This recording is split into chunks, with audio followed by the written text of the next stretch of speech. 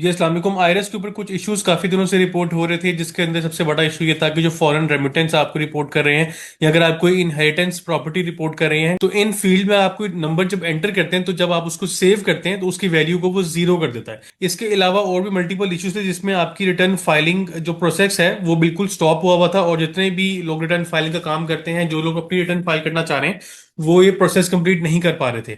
लेकिन आज की रिसेंट अपडेट ये है कि जो ये मसले थे आईआरएस के, वो सारे एफबीआर ने रिजॉल्व कर दिए हैं। उसमें अब अगर आप फॉरेन रेमिटेंस पैसे में यहाँ जाके नंबर लिखता हूँ 1 मिलियन, अगर मैंने यहाँ एंटर किया और जब मैं कैलकुलेट प्रेस करूंगा तो पहले क्या हो रहा था कि 1 मिलियन की अमाउंट कैलकुलेट प्रेस करने पे जीरो हो रही थी। अब जब मैंने इसको कैलकुलेट किया तो इसने यहाँ पे टोटल फार्मूला में इसको ऐड कर लिया, इसको जीरो नहीं किया। इसका मतलब है कि फॉरेन रेमिटेंस का जो मसला था वो खत्म हो गया।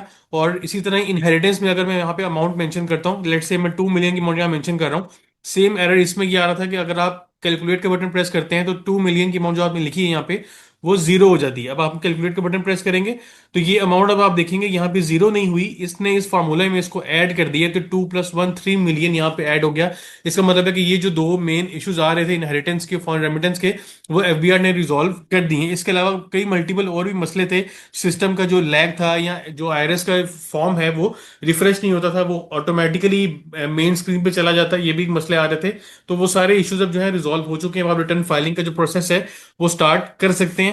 इसमें जो एक चीज देखने वाली ये है कि अभी जो ड्यू डेट है, अभी तक एफबीआर ने इस पे कोई अनाउंसमेंट नहीं की।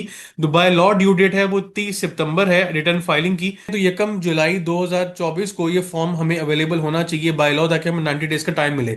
लेकिन ये वाला जो फॉर्म है ये by the third week of July हमें अवेलेबल हुआ, जिसमें ऑलरेडी तकरीबन 2-3 हफ्ते ये गैप पे था। और इसके बाद जब अवेलेबल हो गया तो कई मसले थे जो एसआरओ इशू किए गए, जो चेंजेस हमें बताई गई वो इम्प्लीमेंट नहीं की गई। और उसके बाद नेक्स्ट जो अपडेट आती है वो अगस्त के महीने में आती है। अगस्त में भी आईआरएस को अपडेट किया गया, उसमें सिंपलीफाइड फॉर्म के साथ साथ जो क्लासिकल फॉर्म है वो भी अवेलेबल किया गया, लेकिन उसमें भी काफी मसले थे। और अब सितंबर के मिड में जाके तकरीबन कुछ इश्यूज हैं वो रिजॉल्व होते हुए नजर आ रहे हैं। तो इन सब चीजों को अगर आप माइंड में रखें तो काफी चांसेस हैं कि जो रिटर्न की डेट में एक्सटेंशन है वो अनाउंस कर दी जाएगी 30 सितंबर के। आगे कितने दिन अनाउंस किए जाते हैं ये बात की बात है, लेकिन इसके हाई चांसेस हैं कि एक्सटेंशन अनाउंस कर दी जाएगी, क्योंकि जो एक अवेलेबल टाइम विंडो है 90 डेज की, जिसमें अनइंटरप्टेड जो एक्सेस है आईआरएस की वो हमें अवेलेबल होनी चाहिए, वो एफबीआर ने नहीं दी। उसमें तकरीबन 2-2.5 माह का अरसा गुजरने के बाद हमें कुछ इश्यूज हैं वो रिजॉल्व होते हुए नजर आए हैं। तो अब ये उम्मीद की जा रही है कि एक्सटेंशन अवेलेबल होगी 30 सितंबर के बाद। ये डेट कम अज कम भी महीना तो लाजमी एक्सटेंड की जाएगी, ताकि जिन लोगों के जो रिटर्न फाइलिंग का प्रोसेस है वो रुका हुआ है, या जो रिटर्न फाइल करना चाह रहे हैं लेकिन वेट कर रहे थे कि मसले रिजॉल्व हो जाएं, उनको एक एक सफिशिएंट टाइम अवेलेबल किया जाएगा। तो अब आप अपनी आईआरएस पे रिटर्न फाइल कर सकते हैं, अपने रिकंसिलिएशन वेल स्टेटमेंट किया परफॉर्म कर सकते हैं, अपने जो आपकी डिटेल है इनकम की उसको आप अपने फॉर्म में अपडेट करें, ताकि आपकी जो रिटर्न फाइलिंग का प्रोसेस है वो कंप्लीट हो सके। क्योंकि जो रिटर्न की अभी जो डेट अनाउंस है एफबीआई की तरफ से वो 30 सितंबर ही है। हाई चांसेस हैं कि इसमें एक्सटेंशन आ जाएगी, लेकिन जब तक कोई अपडेट नहीं आती हमें इस डेट के अंदर रहते हुए ही अपनी रिटर्न फाइलिंग को परफॉर्म करना चाहिए।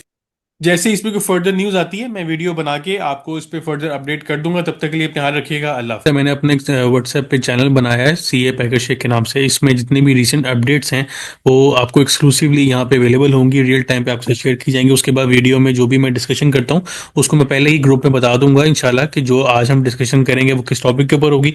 उसके अलावा जो भी नई अपडेट्स आएंगी वो इस चैनल के ऊपर आपको उसके लिंक्स या डॉक्यूमेंट्स आपको अवेलेबल होंगे। तो आपसे रिक्वेस्ट है, मैंने लिंक इस चैनल का डिस्क्रिप्शन में ऐड कर दिया, आप उसको जाकर फॉलो करें ताकि आप रिसेंट अपडेट्स के साथ इन टाइम अपडेटेड रहें।